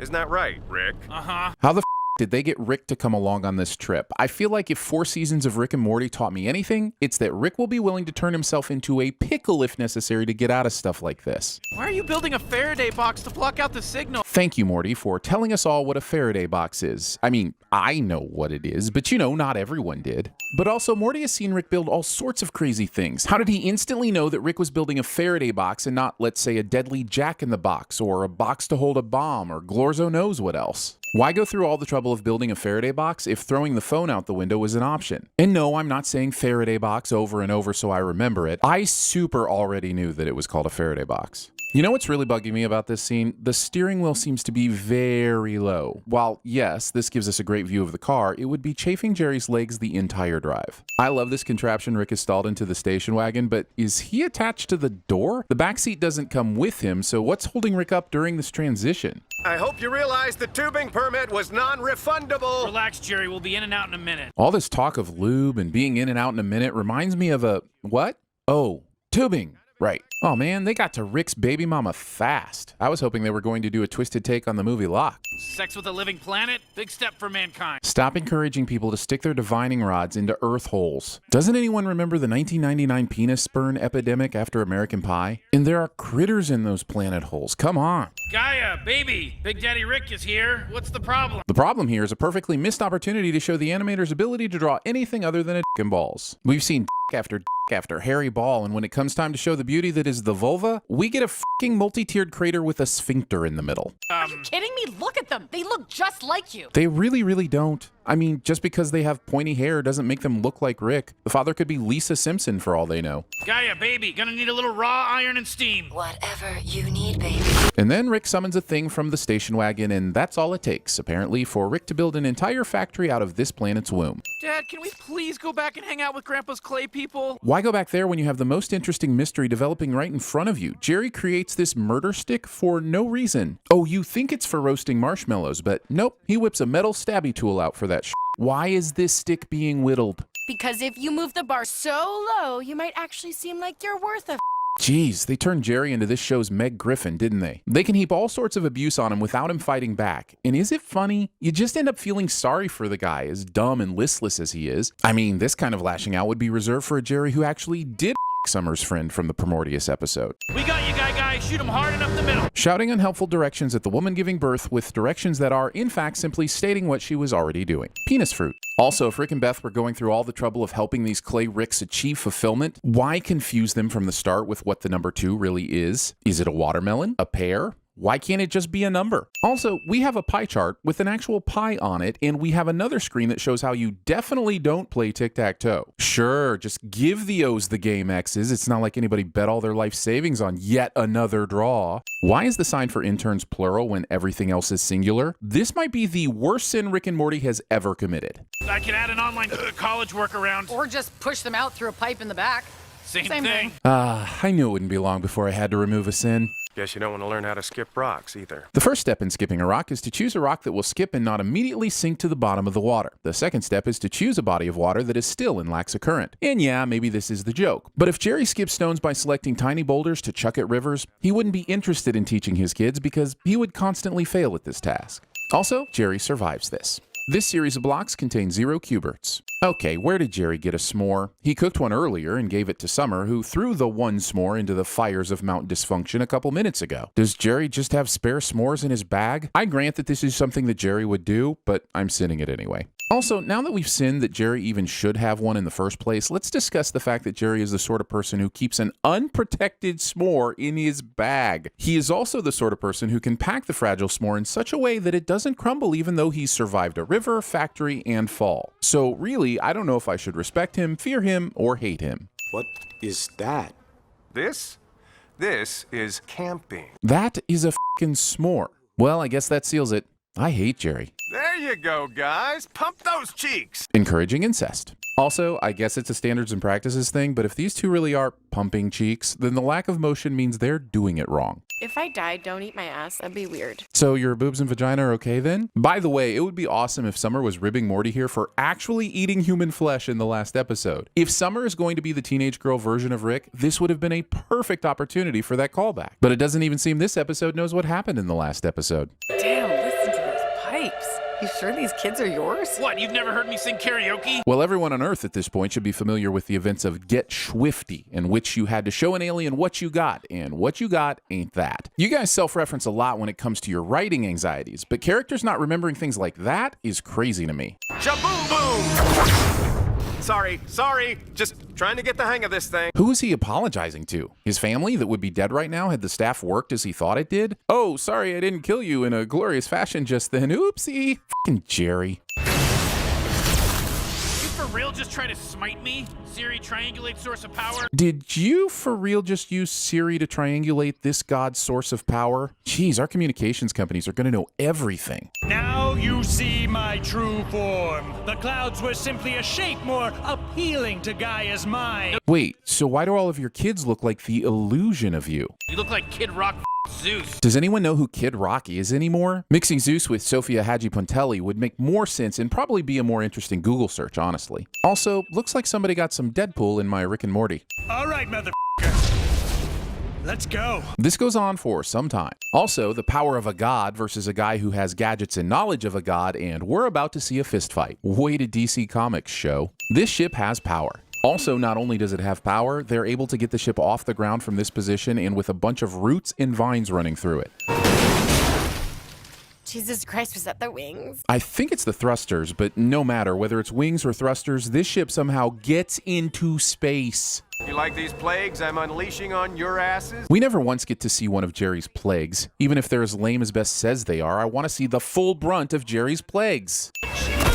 Machina ex Deus? Show thinks that Jerry can use his marshmallow roaster thing to pull Beth out of the chasm, and if 4 seasons of this show has taught me anything about Jerry, show is contradicting itself about Jerry. This is another one of those weird animation things. The lava was so close to them here that I don't know how they didn't get melted by the lava before they climb aboard the ship. It's one of those things where they're saved because the show says they are, and I refuse to accept that. See? You put the fire stick to the wood, and voila, campfire. You have known about this the whole time? One of Not Rick's kids would be amazing at TVSins. Is that all you want to say to your children before you leave? Oh yeah, about that title, Childrick of Mort. It's a Children of Men parody title, I get that, and I get the Childrick part. I just don't get the Mort part, unless it's some clever nod to all the death in the episode. But you know how much I hate acknowledging the French. Remember when there were episode titles that didn't need to fit the Rick or Morty in, like Lawnmower Dog? They didn't call that Lawn Morty Dog. Well, I love this bit at the end where Rick is scrolling through a planet dating site. I'm wondering what planet would call themselves 2R-F181 like they're content with the random name some Earth scientist gave them. Oops, there's a hole in my ozone. I didn't put it there, did you? I can't fill it by myself. I'm not smart enough. Erogenous ozone. Beth Smith. Beth Smith. Okay, God, it's just such a plain. I'm trying to come up with a mnemonic device. True facts. Before we released last week's TVS video for Childrick of Mort, we called Beth Pam on a couple of occasions. It's hilarious. The show thinks Janet's name is forgettable too. I am so sorry. Oh God, starts with. Why would Space Beth shoot him if she wanted him to? Tell your top bugs that Defiance lives on. Why not just write her name down on something if he can't remember it? Congratulations to your government, business, or terror cell on its acquisition of the NX-5 planet remover by Zamazax in partnership with Wrangler Jeans. The product placement is funny and all, but how many aliens villains out there would be ones that would wear jeans. And even if they would, Wrangler doesn't seem like the type to affiliate themselves with planet-destroying weaponry. That really feels more like a Levi thing. Don't you ever miss Earth? I don't have to miss it. I'm technically still there. My dad made a perfect clone of me to take my place. Man, Beth brings up the fact that she has a clone with very little prompting. The question was, don't you ever miss Earth? And the first words out of her mouth are, I don't have to miss it, which makes no sense, but she's able to do a perfect triple axle from that into, by the way, I have a clone. I am actually disintegrating.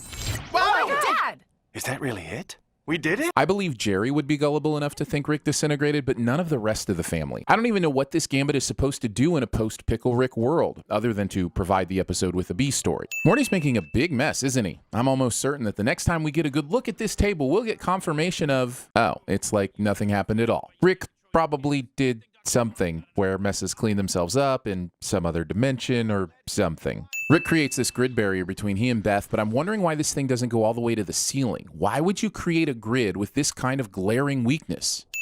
Okay, have fun, pumpkins. Wait, what does supposedly clone Beth have in her neck that allows her to imitate Rick perfectly? She doesn't even have a tracker in there anymore. Not that it matters. Is this how perfect impressions are possible? Stick a finger in your neck? Even if she had some sort of device in her throat, how does it know to imitate Rick specifically? Okay, fine, this guy uses military time on his alarm clock, but wasn't it just breakfast like a minute ago? We should still be in the morning digits, right? Also, I will say it's kind of interesting having the typical invisible teenage male uses his powers to be a creeper peeping Tom switched around to an invisible woman doing the same thing, but a peeping Tammy would still be creeper-ish, so I'm going with a sin regardless. So I'll just see you at cheerleader practice. This will only be the second time Morty has used an invention to spy on girls in the locker room in the last 3 episodes. I'm surprised we haven't seen a Morty Rick Possible episode where Morty tries to spy on the girls by going through the air vents. How do you like that, bitch? I liked it more than my old belt. You mean your old belt that conveniently had a similar blue circle on the buckle, just like the invisibility belt did? You mean that belt? Holy crap, what is happening in this picture? Is this such a lurid picture that the kid wearing a Meth Gator shirt is the least insane thing about it? I guess Rick and Morty have a deal with Shoney's too? That's the only reason I can think of that would possess someone to go there to get their drink on. I feel like this is both a joke and product placement. Like, if we weren't in the middle of a pandemic, we'd mock this but secretly go there when no one is looking. My daughter, having space adventures. This packet sitting by Rick appears to be a pink Sweet and Low knockoff, and he's drinking a beer. What's that about? They're trying to take over the galaxy. Everybody in the galaxy tries to take over the galaxy. The trick is to be left alone by whoever succeeds. This coming from a man who has destroyed no telling how many universes and even recently impregnated an entire planet. That sounds like the exact opposite of laying low. Oh, look, they somehow got Soon-Yi's TV into the Shoney's. The eye was broken off when Woody Allen threw a baseball at it during a Ronan Farrow report. Shower fire! The shower's on fire! Step aside, girls! I got this! I guess Summer was just planning on fire extinguishing the entire locker room to find Morty, but her convenient choice of this spot is still convenient. Show gives me irreversible flashbacks. Morty Smith, hands up. If you can find Morty on a random peeping trip, why can't you find his mom who's actually at the therapist's place at an appointed time? The only reason these guys show up to ask Morty questions is so that Summer and Morty can overtake the ship and Ex Machina Rick out of a bad situation later. Tamia. Man, for a season that is making fun of sequels, rehashes, and callbacks, they sure are producing a lot of sequels, rehashes, and callbacks. I'm better than this job.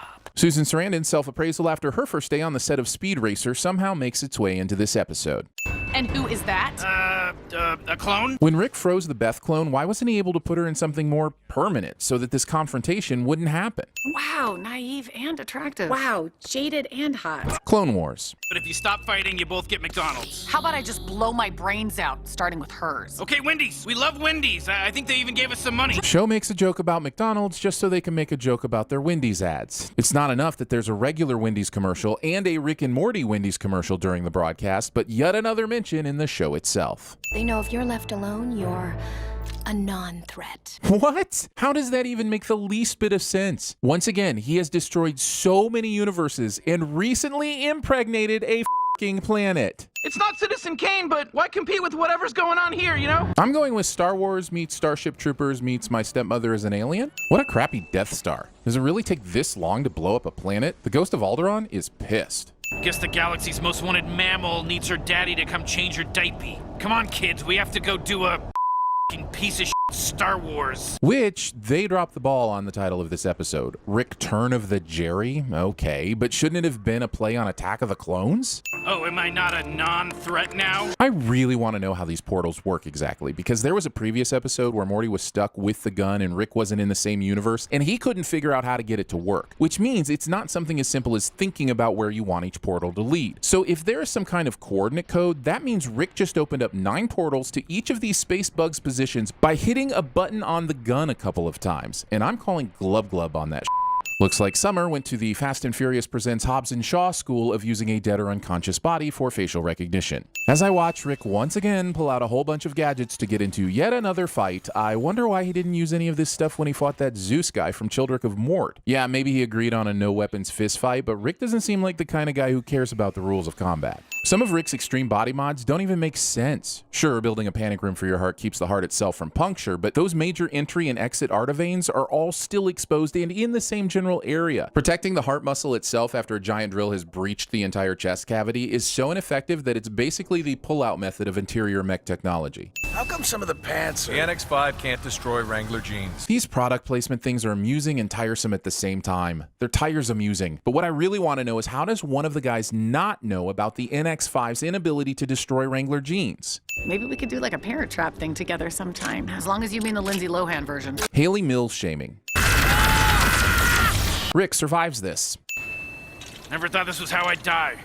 We're nowhere near Venice and you're not a dwarf in a raincoat. Don't Rick now. It fascinates me that an entire family can be this critical and suck this much. I don't even know where to go here. The Kardashians, the Vanderpumps, the Chrisleys. I feel like there's one obvious one that could trump all of these, but I'm at a loss. Let me give you some of this sweet ass. Weekend at Tammy's.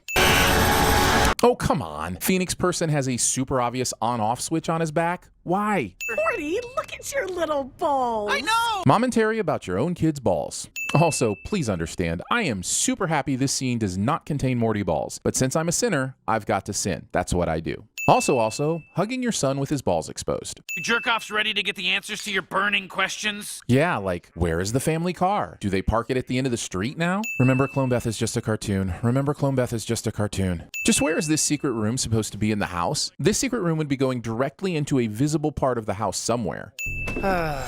Goodbye, old friend. Just because you're done with the invisibility belt doesn't mean you have to throw it away. Why would you throw something so mind-bogglingly useful out for Otto the Garbage Man to find it? But doesn't the tongue of the belt have to go into the buckle for it to work? And why would it make the entire truck disappear? Wouldn't the buckle only be around a few items of trash and it would make those disappear? If this is the way the belt works, then everything Summer and Morty touched when they were wearing it should have become invisible. Not to mention Jerry's pee. Tastes like paint and wood. Morty, would you please accompany me to Forbodulon Prime for death crystals? You don't want to sell me death sticks. Aster, good idea, Morty. It'll get us through these asteroids sooner. Sir, the possibility of successfully navigating an asteroid field is approximately 3,720 to 1. He wants to give all of our martinis to a family of immigrants. You don't know how to drink, your whole generation. You drink for the wrong reasons. That's not an integer! F you, science. All that's left are these Kirkland brand Meeseeks boxes. Kenneth Kirkland. What's with the strut? You think you own this school? Nope. No matter what, you got to strut. Stop. Those were my husband's last words. He says... Tell her she's wearing the shirt that I spilt the margarita on and the earrings I gave her for Christmas. I guess I gotta learn how to live in the moment a little more. That's why you always leave a note. Allow me to introduce myself. My name is Cork. I'm kind of like the leader in here. Rule number 1 in app development, son. Never follow the rule. What you just said is one of the most insanely idiotic things I have ever heard. I created the Event Horizon to reach the stars, but she's gone much, much farther than that. Tell him what you told me. This can't be happening! You can't be here! It doesn't make sense for you to be here! I refuse to even believe that you are here! Ounces are 1,000, A-balls 200, grounds 80. It's all pre-bagged. And I tell you like I tell all my boys, if you caught it any more than it already is, you can say goodbye to repeat customer. Time to be free. What the sh**? Adventures of Jerry and Morty, huh? Put her there. At no point in your rambling, incoherent response were you even close to anything that could be considered a rational thought. I started today disgusted and embarrassed to be your son, and then later I thought we were gonna die because you're a loser. No notes. 10,000 years will give you such a crick in the neck. You forgot the power gloves! Today, still wanted by the government, they survive as soldiers of fortune. If you have a problem, if no one else can help, and if you can find them, maybe you can hire the A-Team. Respect the Heistatron, state your prime directive. The Draymonds are not a subject for philosophical debate. They are a people. Your life, as it has been, is over. From this time forward, you will service us. Well, let's hear about this heist movie. This is your basic mortgage bond, all right? The originals were simple. They were just thousands of AAA mortgages bundled together, guaranteed by the U.S. government. You indulge in volcanic fumes. Devil ether. It makes you behave like the village drunkard in some early Irish novel. We'll reach the boundaries of Fantasia. Do you know when they are? I have no idea. I summon thee. Come from the farthest space. Through wind and darkness, I summon thee. Stone monster! Stick that up your ass! See, that's your problem, Jason. You were never serious about the craft. You'll shoot your eye out! You'll shoot your eye out! Power of 12 feet! Oh, ow! I take it all back! And ever since that day, I have hated magic and all those who practice it. Shadowjacker, you haven't come out of your masturbation cave in eons! Let me show you how to break your 3 ways. It's a cat. That is not a cat.